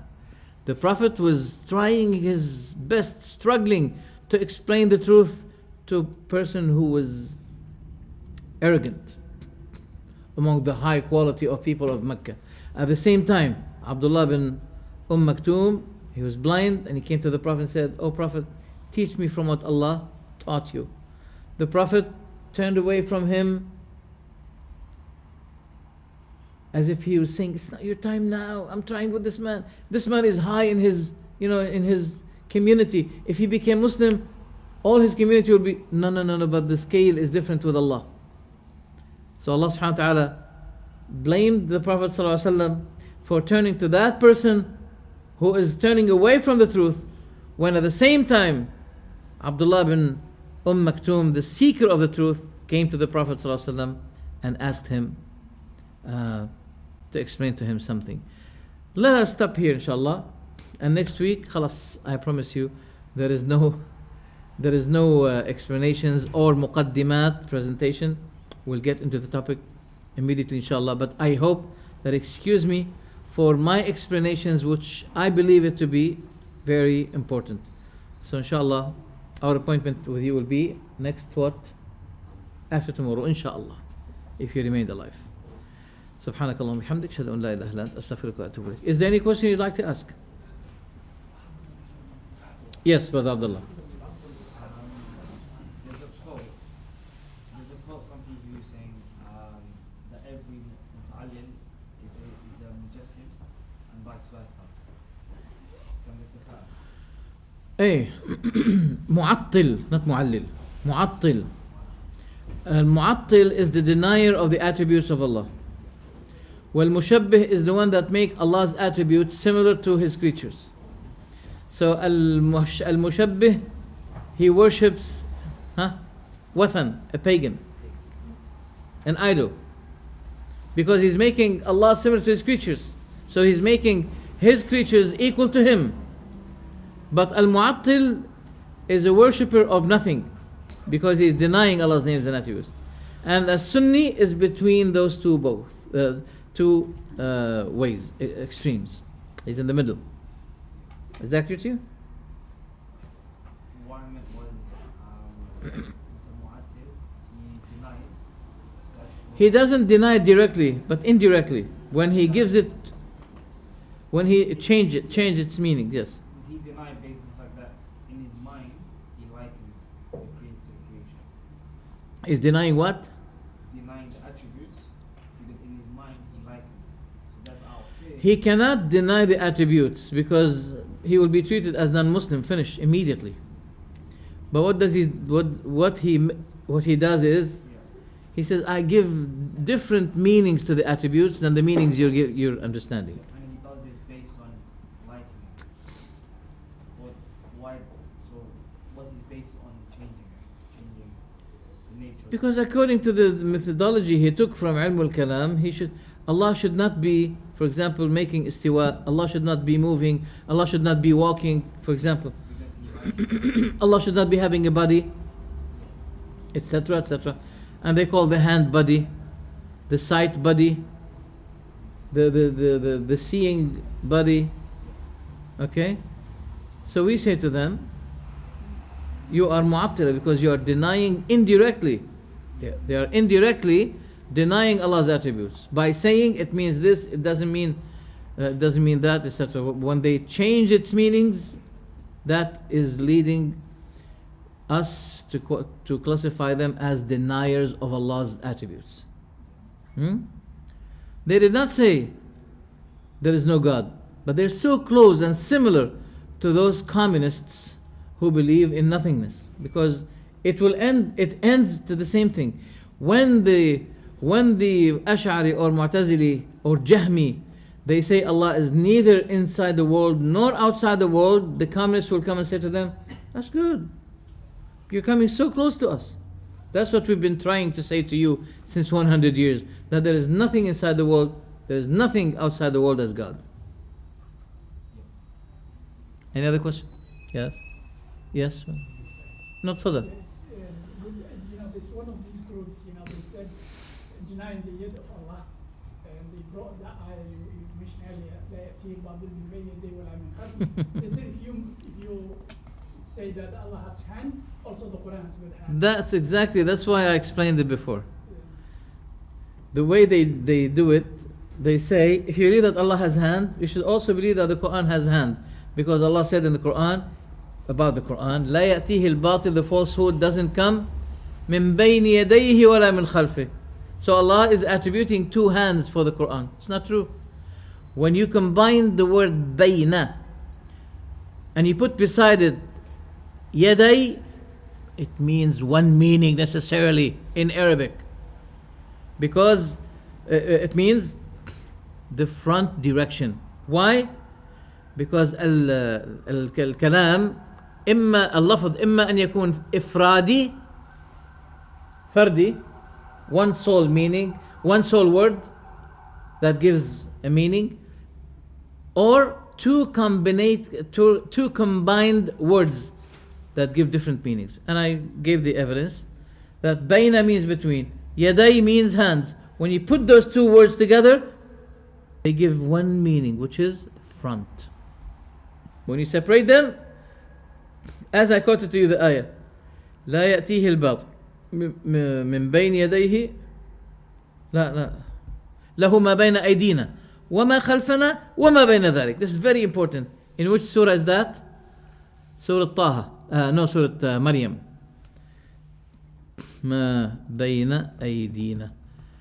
It's good if they said that to you, tell them, okay, let's deal with this ayah in Surah Maryam. Ayah number 64. It says, to Allah belongs what's before us and what's behind us and what is between that. So there is two words, bayna. له ما بين أيدينا. What's the meaning of ما بين أيدينا? Before us. وما خلفنا. And that's evidence that Allah was talking about the front direction, because He mentioned the back direction. له ما بين أيدينا وما خلفنا وما بين ذلك. That means to Allah also belong what's between the front and the back of us. Clear, inshallah? Clear, Jazakallah. I want to ask you a question that someone told me that there's two hands of Allah. Allah has two hands. And His two hands is not like our hands, but His two hands is in the right. Is it true? And the hadith say that His two hands in the right. I don't know if it's true. وكلتا يديه يمين. Yameen, this is also tadlis, because yameen means human, barakah. Tadlis means illusion. They deceive you, deception. They deceive you. They make you think that the word yameen here was meant by right direction. No. It's talking about human, min al human. The source of yameen is from human and barakah. Okay? Yeah. There is a narration in Sahih al-Bukhari that Sahih Muslim, sorry, that Allah subhanahu wa ta'ala take by His left hand. And this word in this narration is shav, because the narrator, who is trustworthy, made a mistake by using the word shimal, left. Some other more accurate and trustworthy narrators, they translated it without the word left. So we take the narration of those who were more accurate and more trustworthy than him. Only in this word we say this is shadh. Shadh means peculiar. There's a peculiarity here. Do you say peculiarity, right? Yani shudud. Yani there's a mistake here. Only the word of the narration, one word, shimal, is shaz, is not correct. He didn't do it. No. Sometimes by mistake. Mistake. Yes. Okay. Any other question? Yes, Abdul. Would you say then he has only two barakah? No, the barakah in his hands. وَكِلْتَا يَدَيْهِ يَمِينٌ. He's describing the hands that they are hands of barakah. كِلْتَا يَدَيْهِ يَمِين. He didn't say yaminan, barakatan. The blessings come out of his both hands. This is what it means. Clear? One last question. Let's see if there's someone else want to ask questions. Okay, go ahead. You know when you talk about the mind, like so many people they say the mind is in the brain and Allah says the aql is in the heart. So which? This is because the aql is the source of ya'qil, to understand. So when the Quran is talking about aql, it means something to be comprehended and understood. That's why Allah said in the Quran, in Surah Al-Mu'minun, I think, أَفَلَمْ يَسِيرُوا فِي الْأَرْضِ فَتَكُونَ لَهُمْ قُلُوبٌ يَعْقِلُونَ بِهَا. They understand thereby. Okay? So the understanding is based in the heart. But then maybe the machine of understanding, the process, the process of that understanding, the mechanism is in the brain.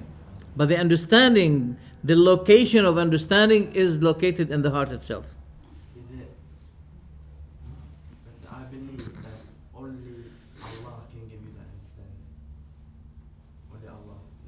Even if you try to understand, you cannot understand it. Only Allah. So He gave you a mind that you don't understand unless Allah throw the understanding in your mind. I mean in What? In the if you want to understand the Quran and Sunnah, only in the religious, only in the religion. That's it. Only in Tawheed and Quran and Sunnah. I didn't understand your question. Okay. I believe that only Allah can give you. Allah supports you. You should be working. You should be striving to learn. Okay? Hey. Yani for example, the Prophet ﷺ asked Allah to grant Ibn Abbas fiqh. Allahumma faqihu fi din wa alimhu ta'wil. But you should be striving for that as well. Not only to wait until Allah put it in you. You have to strive for it. Sometimes there are some things that people think by themselves. There's nothing wrong with that. Okay? But the general understanding of the book and the sunnah and what to believe in, it had been explained to you through the book and the sunnah and the understanding of as-salaf as-salih. This is something made ready to you. You don't need to keep exercising, trying to making some thoughts or ideas by yourself. This is something that is made easy to you. Okay? Clear, inshallah? For example, Umar radiallahu anhu, sometimes the Prophet wants you to ponder upon the thing. Like ayatul, what do you call it? Al-kilala. Al-kilala means someone who died while he has no children. He has a sister. Okay? And brothers. So what will be the matter of inheritance? So the Prophet wanted Umar radiallahu anhu to think about it and not to depend on the explanation of the Prophet sallallahu alaihi wasallam. He wanted to ask the Prophet sallallahu alaihi wasallam about its meaning, and the Prophet said, he just hit him like this by his finger, and he said, go to Ayat al-Sayf, which is in Surah An-Nisa. Go and read it, and you will understand. He wanted him to understand. There are sometimes things that you can understand by yourself, but in terms of aqeedah, there is something that had been made ready for you. It doesn't mean that you don't use your mind. No. You can use your mind based on the light that is given to you. Because what we see today, we have genius people. Bill Gates, etc. Job, that one, I don't know, I forgot his name. You have genius people, but they are misguided. What is the outcome? What is the benefit of their genius minds? They got lost. So there are many, like Ibn Sina, for example. Ibn Sina is a philosopher who was really significant, like Ibn Rushd. Many. They are philosophers. But they were misguided because they did not take from the book and the sunnah. Even if you have genius mind, if you do not base yourself on the book and the sunnah, you will remain to be a genius, but you'll be misguided. Thank you very much. Jazakumullah khairan. I was told that it's over, and the last question. How do you reconcile between the statement of Allah subhanahu wa ta'ala, "Min sharri ma khalaq," and the statement of Allah subhanahu We'll go to that. To what? "Sharru laysa ilayk." It doesn't end to you. It doesn't return to you. وَالشَّرُّ لَيْسَ إِلَيْكَ. The evil was created by Allah, yes, but it doesn't return to Allah.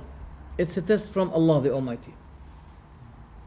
وَالشَّرُّ لَيْسَ, yani it should not be attributed to you. If Allah create, it doesn't mean if he created the evil, it doesn't mean that the evil returns to Him. This is the meaning, وَالشَّرُّ لَيْسَ إِلَيْكَ. The Prophet did not deny that Allah is the creator of the evil as well. Okay? Because the consequence and the end and the triumph will be for the truth. This evil is an exceptional case as a test of people. طيب جزاكم الله خيرا. This is enough. وصلى الله وسلم على سيدنا محمد وآله وأصحابه أجمعين وبارك الله فيكم.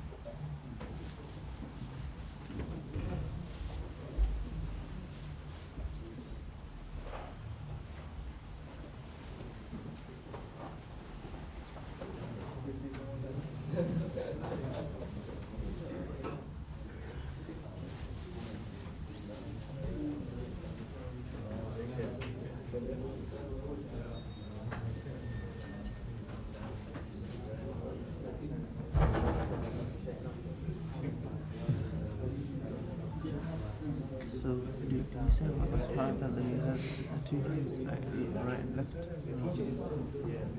No, the left is not proven. The Sheikh, Mr. Abdul, he said, one of our teachers in Medina University asked him about the hand of Allah subhanahu wa ta'ala, and he quoted the hadith, وَكِلْتَا يَدَيْهِ يَمِينٌ, and he said, what's it called? Yameen means that it is perfect. But Sheikh bin Baz explained it the other way. بركة يمن من اليمن والبركة. سلام. As Allah said, بيدك الخير. Huh? Right? The good is in your hand, Allah. نعم. Yes, I had a dream last night. I don't interpret dreams. I don't know. That's not my career. I don't know. Alhamdulillah. Alhamdulillah. Well, that's good, inshallah. And today you say Volume. There's a volume behind the light. And today you say he's here. You say from Ya Rab. Alhamdulillah. this